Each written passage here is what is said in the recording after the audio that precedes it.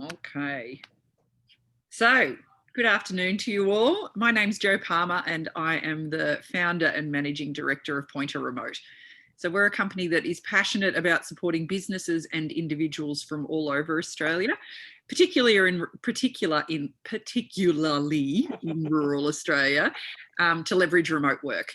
So we support businesses to grow their team and individuals to re-enter the workforce or to upskill in remote.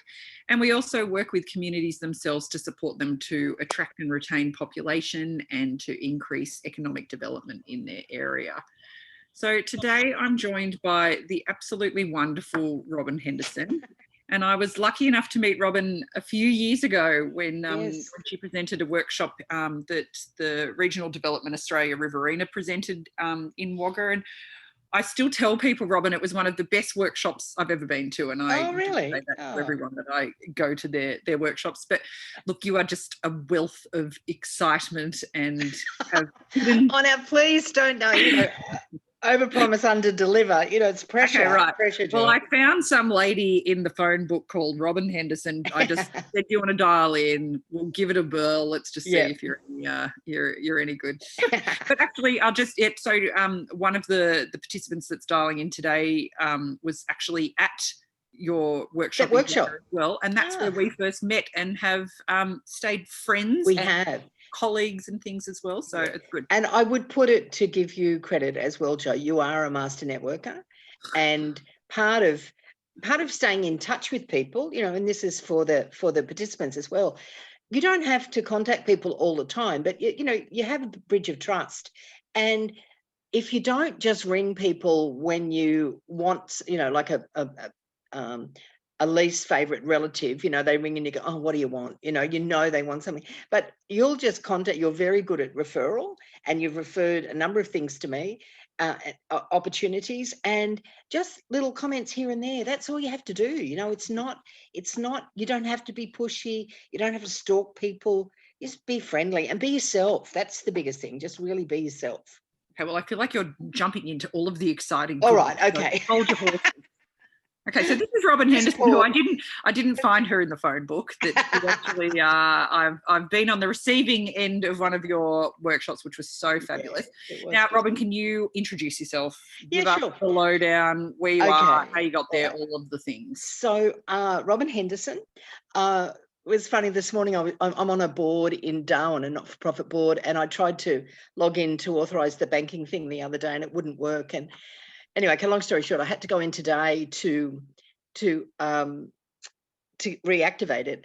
And she said, "Oh, you haven't had to authorize?" I said, "No, I haven't. They only use me when the others are busy, And she said, "Okay, well, I need some questions." She said, "What's the first country you ever traveled to?" And I went, "Oh, geez, I'm 67. Like, I don't know if I remember. I think it was 50 years ago." Anyway, we got on that. It was Singapore. But so I am 67.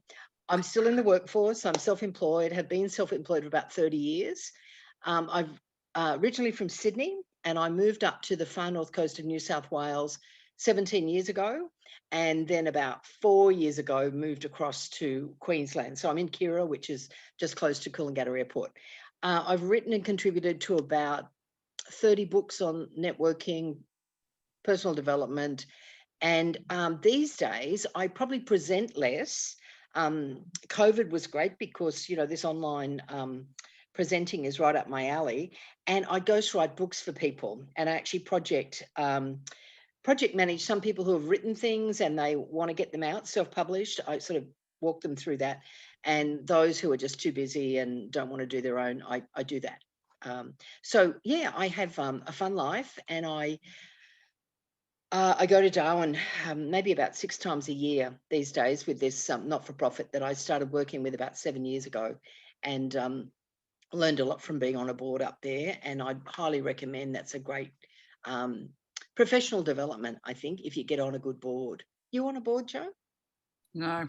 Oh, that's a new opportunity for you to put down for 2021 or 2. Well, I'm actually in the process of doing my company director's course. I'm in Sydney for a week next week, so I'm getting there. It's heavy going. Yes, yeah. I did the diploma in what is it? A diploma in business management for corporate management for not-for-profits. It's not the AICD one. It's the one under community directors. And it goes over a 12-month period, but not quite as grueling as the AICD. Yeah, well, I'll keep you posted. Yes, we can compare notes. We can compare notes. Yeah. So to kick you off, can you give me your definition of networking? Because sure. To me, when I say networking, I know it is like this for a lot of people, they get that. They cringe. Yes. Yeah. And quick, I need a glass of wine or a beer before I do this. So I think that networking is actually a life skill. It's chatting, it's talking to a neighbor, it's texting someone.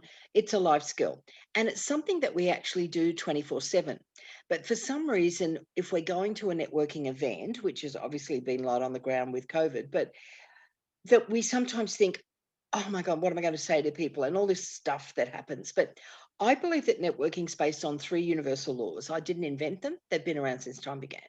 The first one is that you give without expectation. Do something for someone, not to get something back, but because you want to help them achieve their goal. So it could be, sharing a book, a recipe, a phone number, a website, whatever. You're not saying that'll be $50. It's not like you're charging for everything, because the money flows if you just circulate everything, an abundance mentality. And that's the belief that there's plenty for everyone.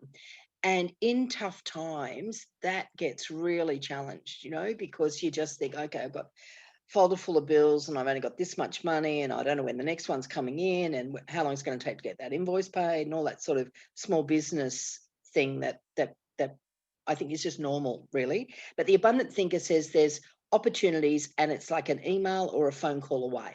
And we've just got to believe that it's there, because if we focus on scarcity, that's what we get. We create that scarcity.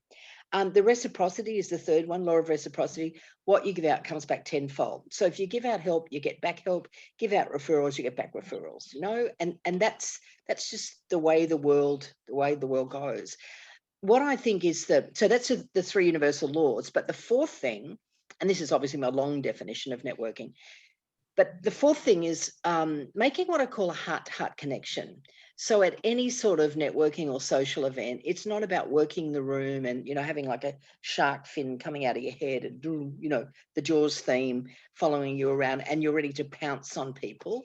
I believe that if you just talk to someone, take the focus off yourself, have a few questions that I walk around and I just say, oh, tell me about the work you do. Oh, tell me about how long you've lived here. Tell me about to a really non-threatening way of starting a conversation and making that heart to heart. So you're not necessarily revealing your deep, dark secrets, but if you're going to tell a story, make it at your expense, like make you the fall guy in it. You don't criticize other people, and particularly to strangers you've met for 5 seconds, and it's just you look for fun, you look for the humorous side of things, and that's pretty much networking. That's why it's a life skill, so that's the abridged 2-word version, and the rest is the long version. Well, you touched on it briefly there. I think I'm just using myself as an example for this. Yeah. So I find that if I go to an event where I am speaking at it, or I'm on a panel, I'm presenting, or I've organised it, I have no qualms. I have Absolutely. a feeling of purpose. I know I'm supposed to be there, so yeah. I feel a lot more comfortable to introduce myself or do those sorts of things. When I go as a participant, and you just touched on it with the tell me about things, but my absolute thing that I find so challenging is that concept of like, there's already a huddle of people talking. They may or may not know each other already. Sure. How do you go break into okay. that thing? Got a strategy for that. All right. So for the participants today, the rule of thumb, like, okay, so imagine you're going to a networking event and you know no one. Yeah, I know what you mean. See, there's a trap you fall into. If you walk into the room and you go, oh, there's, Susie and Betty and John and Jack and Fred and Bill, really easy to go and talk to them. And that's your comfort zone. And you never meet a soul. And, you go home and you think, well, that was a total waste of time. I could have seen them when I picked up the kids from school, or I could have seen them at the football match on the weekend, whatever. I didn't meet anyone new. So my strategy is so again, two sort of tips here. If the key to networking at these events, any event where social or business, act like the host, not the guest. Now, that doesn't mean that you get behind the desk and you give out the name tags. But if the woman's drowning, or assuming it's a woman, it may not be, that's a sexist thing to say, but the helper, whoever's on the front desk, oh, can I help you? It doesn't hurt, like, and even as a presenter, I've done that many times because they're drowned. There's all these people coming and you can't start until they're all in. So you may as well, welcome. What's your name? Here we go, business card in there. So act like the host, not the guest. So what I do, and in the handouts that Joe will send you after this, you'll see that I talk about entrances and exits. So entrances are when you walk up to someone, and I don't want to be rejected any more than you do. But if I'm acting like the host, I look for the people who are standing by themselves because they're the ones who feel really uncomfortable. And I'll walk up and say, oh, hi, I'm Robyn. Mind if I join you? Now, I don't have to do that. I'm Robyn Henderson. I've been 30 books. They couldn't care less. They're just pleased that someone, this angel, has walked up, and they will often, depending. I've had some amazing experiences here where someone will be standing and they've been standing there for like more than 5 minutes. So they're totally in their head and not their body, so they're not breathing. Well, they're breathing very shallowly and they're really nervous, looking around, the sort of rabbit eyes, looking around. Hi, Robyn. And they'll blurt out usually way more information than that they would normally tell a stranger. And I go, oh, okay, how come you're here? And, just listen, just a couple of things that you feel comfortable asking and answering. And pre-COVID, I remember this young girl, just absolutely, I could see she was terrified. And she said, oh, never been to one of these before. My boss has sent me along. I'm supposed to leave here with some business. I don't even know what to do. I said, stick with me. I said, this is what we do. I said, we check out the room. I said, and there's 3 zones. The people who are newer to the network pretty much stand, and this is the same at a pub or a club, they stand pretty much near the door, like near the entrance. And then that's zone 1. And then zone 2 is the ones who are a little bit more confident. Zone 3 are the ones at the back of the room because they've got the bird's eye view. They know 2/3 of the room, and the rest of them, they can sort of work out who they are. So you don't go, my strategy isn't you go, okay, I don't know anyone here, I'll go straight to zone 3, because you've got to maneuver your way up there, but you can do it within 10 minutes, but that's where the key players are. And the key thing is that befriending someone, hi, I'm Robyn, mind if I join you? And then you start to expand your circle. So you're having a conversation. When there's a bit of a lull, you might see someone else standing by yourself and you say, oh, let's ask this person to join us. Hi, I'm Robyn, this is Sue. Would you like to join us? Now, so you gradually build your own little gang, so to speak, and then you can exit. You don't have to. And it, the thing of exiting, because that's a strategy too. Otherwise, you can get bailed up with one person all night, and you don't. Even if they're the prospect of the year, you don't really want that. So my strategy there is to say, oh, look, Joe, I'm sure that there'd be something that we could do together. I'm not going to take your time here because we're both here to network. What's a good time to call you tomorrow? And I do the follow-up. Or are you on LinkedIn? And I know we're going to talk about that later. I'll follow up with LinkedIn and I'll send you a profile and blah, blah. So you want to at networking events, apart from act like the host, not the guest, don't sell. Don't sell yourself, don't push yourself onto anyone, because you only get, I've got a sales background, but way back, 20 years ago, but you only get one chance to sell. And if you're mid-pitch and this person sees their long-lost cousin or, next door neighbor, you've blown it. You're never going to get that chance again. So you just want to make sure, let them know that you're going to follow up. Oh, I've got some stuff that might be of interest to you. Oh, I don't do LinkedIn. Oh, it's okay. I've got an ebook that might be of interest to you. It's a really great networking tool. So you're offering and you're building that bridge of trust. That's really the thing. And we do that through communication. I love that exit, because my go-to is like, I just need to duck to the loo. And then I find that I have to go to the loo like 15 times. And people are like, okay, that chick's either like incontinent or drinks way too much champagne and needs to take it easy. So that's a good one. The conversation is just repeating something back to them. So, oh, look, great that you're here for a holiday. Give my best to Jackie when you when you next see her, enjoy your night. And it's just, and even if it's someone that you know well, like a mate, and I'll often say, oh, look, we're both here to network. So I'm going to head off. Let's catch up at the end of the night. So you've still got that, you're not brushing them. You're just sort of saying, I'm not going to stand with you for an hour. You know, I'm here to network. And in terms of numbers, I think, well, here's my what my research shows. 1 in 4 of the people that you meet will become a prospect, a referee, or a client. Okay, so 1 in 4. Prospect, referee, they'll connect you with someone else, or a client. Now, if you're wanting to get at least one connection out of every networking event that you go to, and there's stacks of them coming up with Christmas, then you've got to talk to more than 4 people. So my aim at most networking events is, okay, I want to talk to half a dozen people, then I'm sort of hedging my bets a bit with the 1 in 4. And the key thing is that you want to follow up.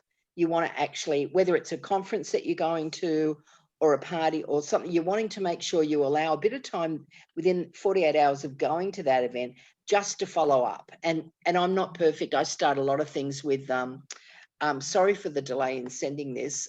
Just a reminder, we met last week at blah, blah, blah. I did mention I was traveling at the moment, but here's that, whatever I said I was going to send you. Well, do you want to go through, while you've just mentioned that, do you want to go through some of those strategies? You touched on some of them briefly, but those strategies of following up. So you mentioned LinkedIn, like an email on the spot, a business card, what sorts of things can people be doing? So I think a lot of it depends on the person's age, you know, and I know, like, I'm old, so sending me a that guy sent me the other day. He said, "Aren't you on something chat?" And I went, "What?" And he says, "Well, everyone's on it." And I said, "No, I'm not." I said, "Text, email, you know, LinkedIn. That's my thing. LinkedIn's my thing." And he said, "Oh, well, you know, we do Facebook." And I said, "Look, to me, depends on your product or service. To me, Facebook is going to the pub. Unless you're retail, Facebook is going to the pub, and LinkedIn is going to a networking event." So I want to pay respect to the person that, and my sort of Darwin client the other day, I was so impressed. The CEO was going to a Christmas event with the bank that we use, another banking story, and the next morning she came in and I said, "Oh, how'd you go last night?" And she said, "Oh, it was great. There were about 40 people. And, you know, the CEO was there." And she said, "Oh, I checked him out on LinkedIn before. You would have been proud of me, Robyn. I checked him out on LinkedIn. And then I saw that he was from Sydney. I looked up, saw what he paid for his last house." I said, "Geez, that's very thorough investigation." She said, "Oh, no." She said, "It was all there. You just got to know where to look." And I went, "Yeah, good." So, and I said, "Did you mention his house to him?" And she said, "No, but it's a very nice house." I said, "Well, you know, he's on however many $1 million. He'd want to have a very nice house." So yeah, that's an extreme, you know. But in terms of, so just a tie-in of, if you do meet someone, now, okay, if they don't have a business card. So I've got a couple of business cards, but the one that I use the most is this one that I've got.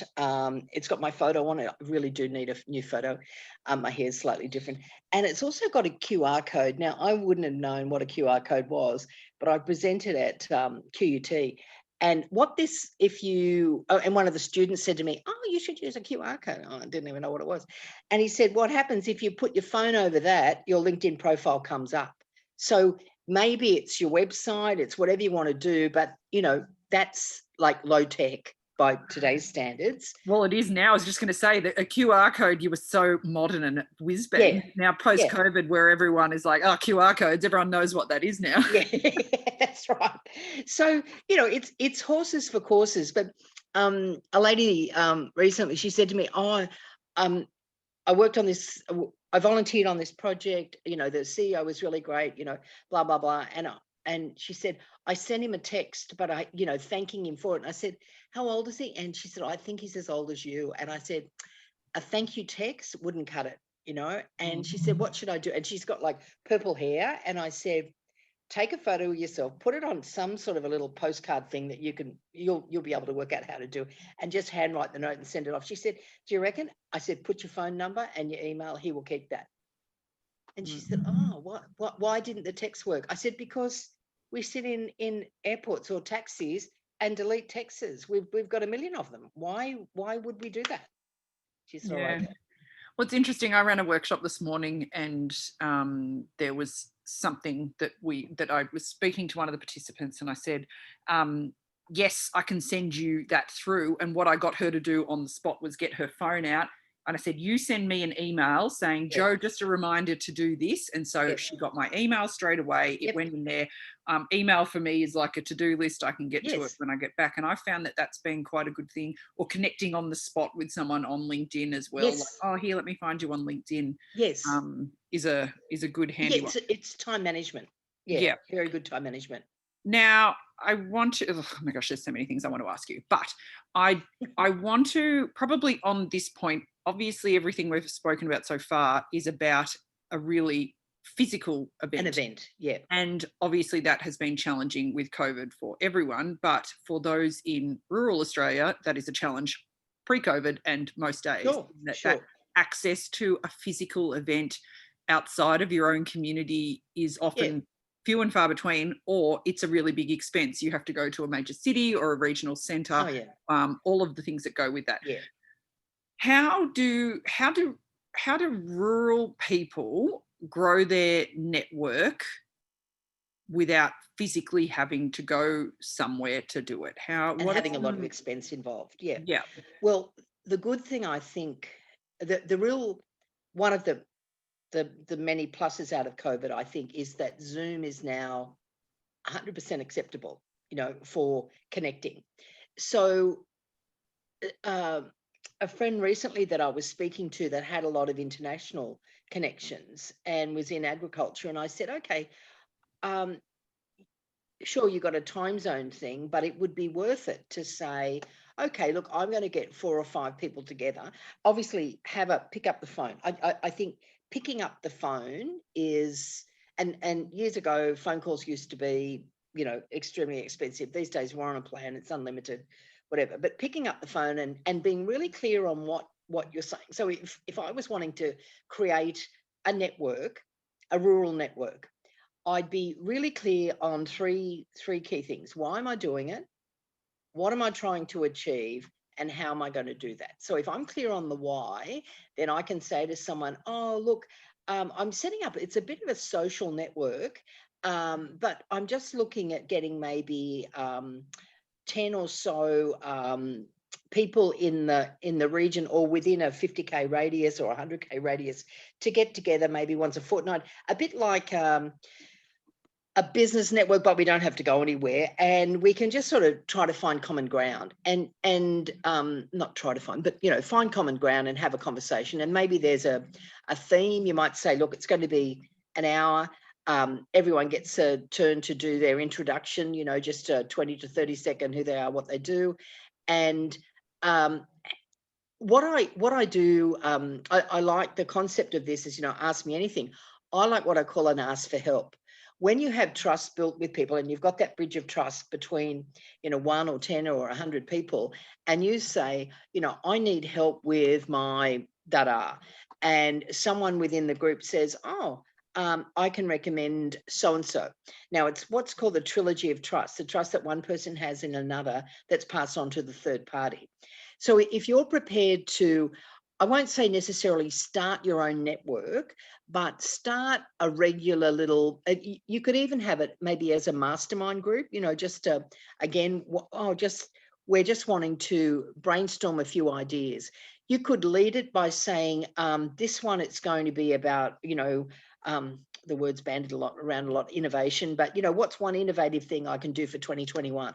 And you have a brainstorm. I'm happy to be involved in any of these things because I get very stimulated by hearing other people talk. And it's in a, you make it clear to them there's no charge for it, but they're welcome to be involved. And ideally there's alliances and collaborations that are potentially formed.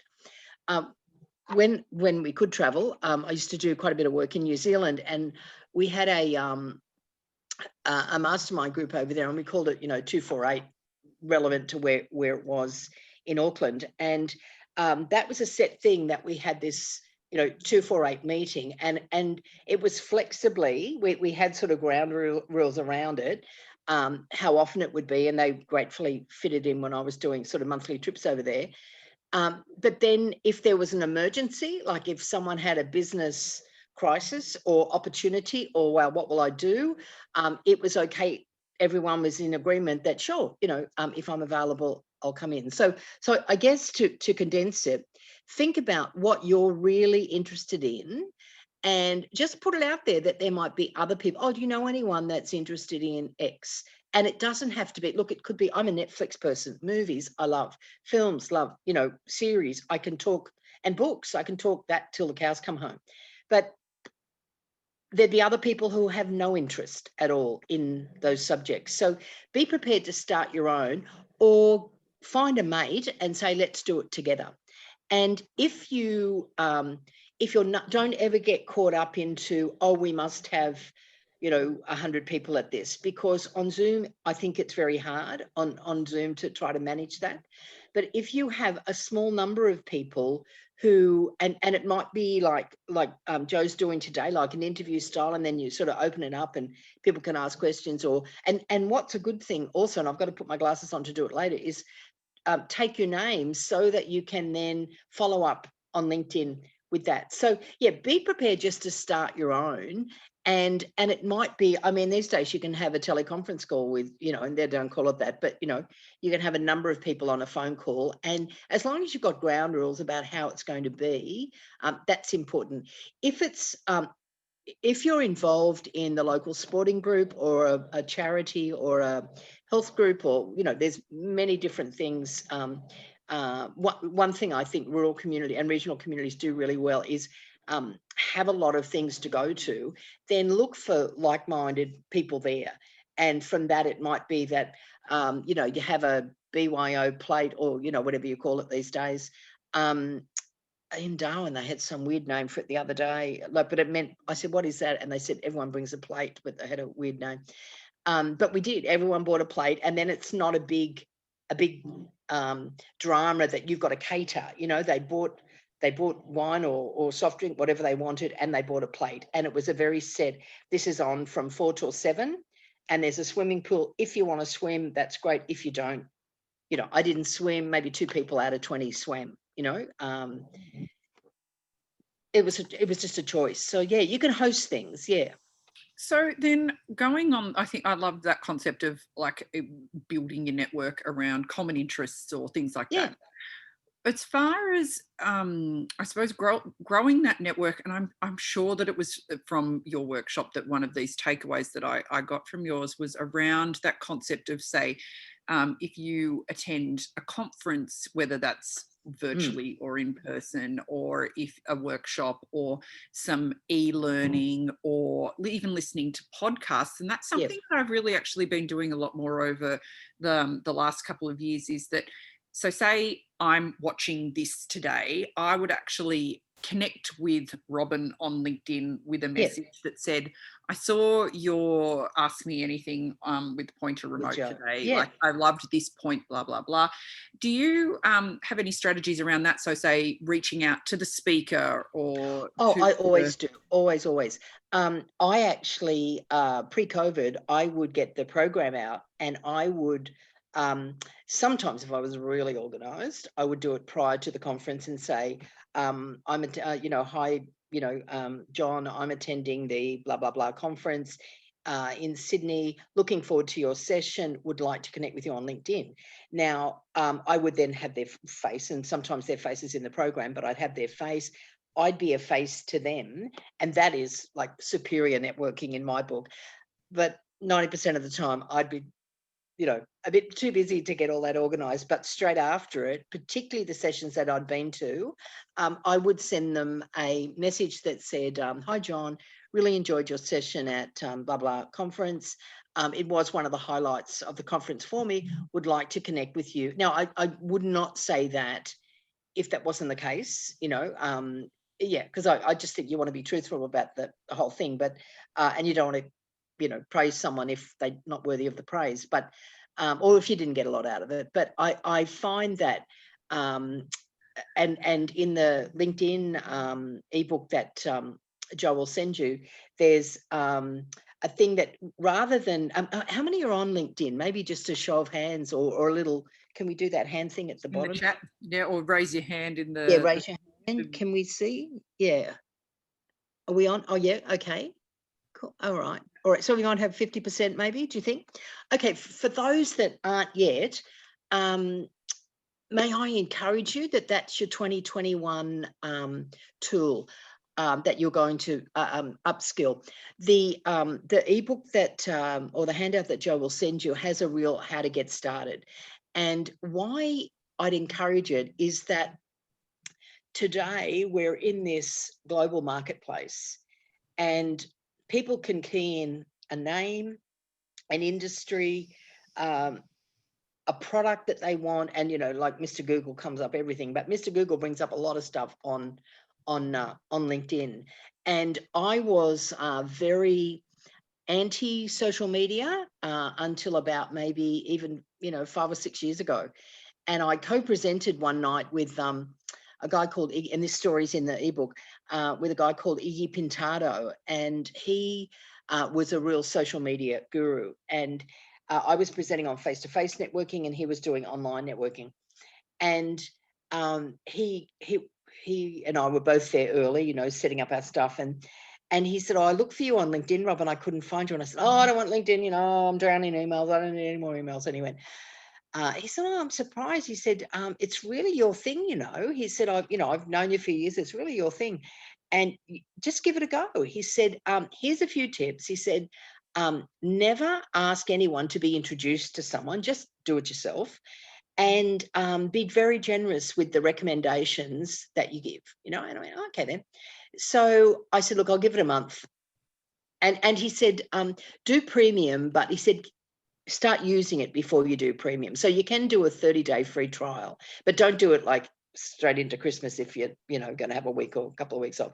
Do it where you get your money's worth out of the 30-day free. So I started it, and what I love is that everyone starts their connections at zero. But I found that just going through and finding people that I knew, and then rather than clicking on the little connect thing that LinkedIn sends a message saying Robyn would like to connect with you, that if I clicked on their profile and then clicked on connect, I could write a little message that said, "Oh, hi Mary, blast from the past." And I give all sorts of different introductions that you can, or invitation formats that you can use. And I might read, I'm surrounded by books. I love reading, and I'll read a book and then I'll go and find them on LinkedIn, and I'll, write to these little famous authors and go, "Just read your book, blah, blah. Wow, it's fantastic. I really love it." I do the same thing now. I do the same thing. And I've become so bold with LinkedIn as well, because I Yes, feel like we have this direct line in with celebrities and with people, absolutely. and that you can genuinely. So I found I'm in the car a lot, and I quite often will connect with the people that have been interviewed. And I found that to be a Yes. really, and they love it when they're They like, do. "Oh, thanks for They listening." do. Yeah. So so LinkedIn, in the ebook you'll find I talk about spending 10 minutes a day. So it's not like it's an onerous thing, but even if you just did it all on one day and you did an hour, if you had a spare hour. Being women, I think we've got a few guys on the session, but you know how women can multitask. I can have my LinkedIn set up. I can have Netflix over here, not on a really thing I have to concentrate on, but something sort of not mindless, but just an everyday, nothing I've got to pay too much attention to. I can be doing Netflix while I've got LinkedIn. And really, I got to the point I could maybe send about 80 invitations in an hour, because you just cut and paste, cut and paste, cut and paste. That's it. But why would you bother? Depending on the time of year. So we're coming to January. A lot of people set New Year's goals. I'm going to write a book. So January to March is really my busiest ghostwriting period, because people come and they either go, "I'm going to actually do something with what I've written," or I'm going to get some help, or I'm going to, book a session or something, find out how to do it, what's involved with self-publishing.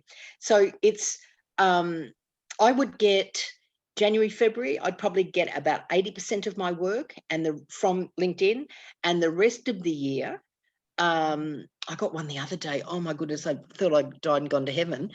A guy I hadn't seen for 15 years emailed me and said, "Are you interested in this, Robyn? This guy wants networking. I don't think there's much of a budget." He was a film lecturer at one of the unis. I would have done it for nothing. It was these film students. And So I quickly followed up and said, thanks very much. Messaged the guy and said, look, I'll send you a profile and an outline and blah, blah, blah. I said, I'd love to have a phone call. So I picked up I said, what's the best number? What's the best time? I rang in that day and I said, networking, why I think I'd be good for them, what they need, and the stuff that I'd done with other uni students. And then I said, and I speak film. He said, what do you mean? I said, on average, I'd probably see 6 films a week. I said, I love film and I've loved it for years. And I, volunteered at the Gold Coast Film Festival and, blah, blah, blah, blah. And so I could speak their language. And that would have never come had I not just responded to this guy and said, oh, thanks very much. And I think what you have to do with LinkedIn is make it easy for someone to say yes to you. So make it easy. So you've got your little whatever you got to do prepared, and this is what I do, and so if someone rings and says, how do I write a book? I say, oh, look, I'll be available between this time and that time, that time and that time. I'm happy to give you, 20 minutes complimentary on, just write your questions down and I'll chat, and I don't watch the clock. Sometimes it goes for an hour. Sometimes I hear from them again. Sometimes I don't. But I just think it's a numbers thing. The more help you give to others, eventually they come back or tell someone else. Yeah. Yeah, that's so interesting. I think that concept of even that, well, I suppose it's the virtual equivalent of turning up and not knowing anyone, of that. Yeah. Getting started on LinkedIn and or other platforms. I feel you're right. LinkedIn, as far as a professional sense, it's people are there and they're there that are being on the platform means you're pretty much willing to be approached or Yes, by other people. definitely. Yeah. And you can put in locations. So you could put in, Wagga Wagga and just get all the people who have got a connection to Wagga Wagga. You're going to know some of those. So they're the ones that you can just say, oh, I just saw you on LinkedIn, would love to connect, So it's a very easy system to operate. And don't pay anything until you've got about 300 or 400 up your sleeve names, connections, and then go, okay, this is working for me. And then you might do the premium, which when I started was about it was about $30 a month. I think it's about 50 now, but I more than get my value out of it. And I went to a something that a guy that was talking about LinkedIn said that is once you hit 500 connections as well, it seems to do something, and you flip into the next mode of things, and you're turning up in people's feeds and things like that. Yeah. Do you, as far as the actual, once you're on LinkedIn and you have been connecting with people, what, I know that I don't want this to sort of fall down the rabbit hole of like LinkedIn 101, but as far as the actual then next step, so you have all these connections and things, how do you not be just a lurker on LinkedIn? Okay, so you've got to treat it like it's a website, like your own website. So with articles, it might be that you now, for some people, the thought of writing an article terrifies them. Just an article can be 100 words, 200 words, but you can put articles, you can put images. What I do with my connections, I used to spend, actually, this was quite an interesting a thing I did. I was working with another author / speaker last year who was very busy, traveling a lot, and I helped him just revamp his book. And then I said, I know you're not on any social media, but you could chop this book to pieces and put it in as articles and little posts on LinkedIn. And he said, well, let's trial it. So what I did each week, I would send 4 times a week, I would post about 15 or 20 words, and they were on his specific topic. Once a week, I'd post an article. And then because he was quite... he was into numbers and sort of a bit on the OCD side, I used to do this sort of graph each week of, okay, here's the number of people that looked at this, so he could see over a period. And then I grew his invitation. So what I found was that I divided his book and we ended up with about 250 posts. But then I looked at the posts that were actually really moving and got a big read or a big following. There was about 15 of them. So I said to him, I haven't wasted your money because I have, worked this out for you, but we only need to post these 15 and we can just do 2 of these. And I'll do them at different times of day. And he went, oh, okay, if you think that'll work. So I kept doing the articles, but I would just do, so you don't have to reinvent things and have all this new stuff. I go in 5 minutes in the morning. So that might be, I'm on the border, so live in New South Wales, but it's Queensland time. And I might do 5 minutes in the morning. And all I do is look down my homepage and look at the ones that I like, a bit like you do on Facebook, and just share it with others or make a comment. And then I might go in the afternoon, 5 minutes, maybe 10 minutes, and just look again. And there's things that you can do just to see the comments that you get. And people say to me all the time, wow, I love your posts. They're my connections posts. They're not mine. I haven't actually done an original one for a long time, but I've got some really good people on them. And I make sure if I share someone's post that I say, oh, great post, Joe Palmer, thanks for sharing. So that you're giving that person acknowledgement that it was their post, it's not yours, but you're letting your network see it. So yeah, and the follow-up is just fabulous at networking events after, pre and post. Yeah. Digressing slightly, I know that we've sort of talked before about this concept of networking within your community, or within a virtual community, or what that looks like. But can you talk a bit about what that sort of concept of internally networking, what that sort of looks like within your organisation, sure, that can mean for your career growth, and how you actually use that strategy within your current job and organisation. So why internal networking is really important is that it's the only way that you really get a promotion. You've got to get, now I've consulted to a variety of organizations, and what I've observed, there's key players and kingpins and whatever you want to call them, but often it's not the CEO that has the how can I word this? The CEO they have the power and authority, but they don't always have the influence on who gets promoted or whose names get put up. So coming from, I don't drink, I don't smoke, I don't take drugs, so I'm a proverbial dag. I'm 67, still in the marketplace, but I love to dance. They had karaoke the other night. I did that. I've got a terrible voice, but anyway, it's a bit of fun. And I don't mind doing stuff, volunteering for stuff, So what I've observed is that if there's something that everyone does that you're not doing because you don't, or maybe they go to the football, maybe they do something, and I'm not, sort of talking about that you've got to go out and write yourself off with people, but you have to strategically. What I find, even the other night at the Christmas party in Darwin, it finished about 10. Everyone was going off to nightclubs and casinos and God knows what. And I just said, who'd like me to drive? Anyone need a lift? And I drove them. So it drove half a dozen of them, took one lot, came back, got the other lot. So in my own way, I was contributing to the night and saving them a bit of money that they didn't have to get a taxi down to get. So you can do things, even as pathetic as it sounds, when it comes to food. I might cook something and then I'd bring it in and say, oh, and it's like, oh, Robyn's brought this whatever in, or she's cooked up this, or you can do little things to be noticed.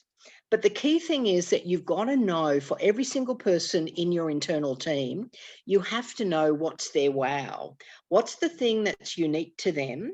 What's the thing that they really care about? And if they're a private person, they might not want to tell you, but in time you can, befriend them. And it might even start with, how do you spend your weekends? Now, so it's not so obvious. And when you think that, 25% of families, I've seen this figure recently, 25% of families have people with disabilities or mental health issues. There might be other things impacting, not just dysfunctional families, but broken, blended families. So you really don't know. Someone sitting in an office or sitting in another town, you may not really get to know them. And a way that you can do it on Zoom, could be that you say, maybe there's, 10 or 15 or even a smaller group, and you say, okay, look, I thought we'd start, we all know each other, we know what roles we do within the organisation, but what's one thing, if we just only need like no more than 10 words from everyone, we know your name, where were you born, because where you were born isn't necessarily where you're living now, and what's one thing that you're really good at outside of work that no one knows. And you find that people really, you're giving them a positive, and you start to do little icebreakers like that, as corny as that might sound. When you've got dysfunctional teams, it can really be a way of bringing them together and you getting to know a little bit. And I make notes because, I remember content, not always faces, but it is very important that you identify who the key players are and then befriend them, for sure. Yeah, very important. Interesting. Okay, I'm conscious of the time. If you were to give 3 key takeaways for someone who either lives in the regions or is working remotely. Yep. 3 key tips to not only sort of grow your professional network and to be noticed at work when you can't physically cook and take something into the tea room or drive people home that have boozed too much. You can take a photo of you can take a photo of something and send it to them. You can do let's have a sunrise of the, like, not everyone gets up at sunrise, I know, but let's have a sunrise of the week. Let's create something that, and we have sorry, I was using that was just such a live thing the other night with them all, going over to the casino, but to actually send a photo of a bunch of flowers or a photo of something. So it might be that you just start this thing, that you send it, not drown in images, but, once a week, here's my photo of the week, or here's my laugh of the week, or here's my, just something that you can, oh, here's my recipe. It doesn't have to be his food. Here's my recipe. Here's my Netflix list. Have you seen The Golf? It's a new one from New Zealand, set in Waiheke Island. Magnificent, just watching the scenery, let alone the story. So you can find what people are interested in, and particularly sport's a great one, because once you know what team, and I know that league and union are over for the year, and AFL, but once you know what sport they're interested, you can really build that connection. So it would be, you asked for 3 points. One would be being prepared to share a bit of yourself, even the most private person. Work out never ask a question that you won't answer yourself. Okay, what do you do outside of work? How do you spend your free time? You ask questions that so if they flip it back to you, you go, oh yeah, look, I'm interested in this and this, and I would consciously move out of your comfort zone at least once a week. You could start there is a thing that you can do with Netflix. If you've got similar interests, you can all watch a movie at the same time, but I haven't done it yet, but my niece told me I can do it with her. You watch it at the same time, and it's almost like a book club thing, but it's a movie club. And you, I'm a big believer in cards and emails and thank yous. I think thank you are the 2 most powerful words that you can use, and they're not used enough. And I think, I get emotional, but catching people doing something right, when you know that, okay, so maybe some people have been retrenched, or there's been some downsizing, or whatever they use it today, word they use today, or there's been something that someone has done that not everyone knows about, but they really did something really well. I think just to make a phone call, text at the minimum, hi Joe, just heard how well you managed that really difficult client that was going to, cancel their order for blah, blah, blah. Well done, because I think what we're missing on the job is recognition. And particularly when you're working, I work from home, I live by myself, I work from home. And I might be in a busy area, but if I don't walk out the door, it doesn't matter. I'm just here. So it is about catching people doing something right, and being prepared all the time to genuinely give people compliments and acknowledgement when they stick their neck out and when they're really doing a tough job, because I think there's so many, we've seen during COVID with the politicians, there's so many people ready to criticize, but very few people that actually go, well done, you managed that really well. You did that well. And you know what I love is that I love that all of those examples that you've given doesn't have to be from management down. Oh, like no. you as No. you as an employee, as a team member, as an equal to your team of peers or things, Yeah. you can start these things and you can send a card Yeah. Well, physically.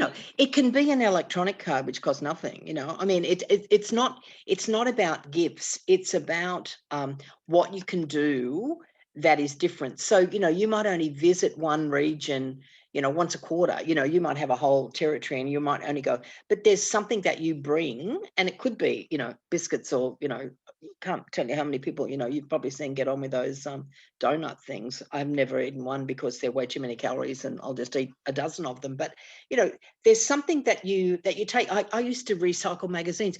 I've got a bag of books there because I've been traveling for a couple of weeks. And I've got a movie group. Now, when I next see them, I will take these books. There's about 20 of them. They fight over the books because they don't have to buy them. So you can get, a 5 kilo, you can almost get these days, a bag that you can send. So there's lots of things that you can do that it's just about being thoughtful, magazines, newspapers, just all sorts of different things that even stuff, I'm decluttering in December. So one man's trash is another man's treasure. Nice. Yeah. Okay, I'm going to round you out there, Robyn. I'm so thrilled. Thank you so much. Have we got some questions? Yet again got so well, you were doing such a fabulous job at sort of answering things along as we're going there. Because you had to be nice, can't we? Yeah. Look, just on that point, I will often say to myself, not to someone else, that, when you go out of your way to do something for someone, and you do go, and it might be the magazines or the books or whatever, and I go, oh, they didn't even say thank you. And I'm disappointed when that happens. And it's like that, when you're not appreciated for doing something, but it doesn't stop you doing it. Because eventually you create a network of people who are like-minded, they're kind, they're generous, and they get recognition. And it's like, well done, Robyn, good for you. And yeah, you just give without remembering, receive without forgetting. That's the sort of B&I mantra, but I think it's really good. Give without remembering, receive without forgetting. Nice. Yeah. I like that. Very good. Okay, I'm going to round you out. Okay, so can I have one final little, that networking is a lot like watching sunrises. If you don't show up, you'll never know what you missed. So thank you very much for showing up today. And I've sent Joe some ebooks. There's a couple of, there's Dare to Dream, self-esteem and confidence building for busy women. My self-esteem goes up and down all day, every day. Every time I go on a Zoom, I worry it's not going to work. How to Master Network, and it does, of course, but, I go through that. How to Master Networking, and that's sort of a book for shy and nervous networkers, and then Strategic Alliances. And I've got a chapter in there called Forensic Networking. Then there's a LinkedIn ebook, and there's a little networking ebook as well. So if you're not on LinkedIn, I will put, what we will do is we will upload those into our platform, and we will put them at the bottom of this video. We'll have okay. We'll have the links, and so wherever you're watching this, it will be sitting in underneath that, so that you can access all the things Robyn talked about. But you're getting lots of thank yous in there. I really appreciate your time, and I will invite on your behalf anyone that is watching this either live or at a later date to find Robyn on LinkedIn. We will also put the LinkedIn, your LinkedIn link to your LinkedIn profile in under this video as well. That'd be great. Yeah, introduce yourself, and I will Yeah, look forward to seeing you soon. Fabulous as always. Okay. And I'll see all of you again in 2021. Have a great Christmas and an exciting new year. And thanks, Joe, very much for the privilege of being here today. Oh, thanks for coming. Thanks, Robyn. Okay.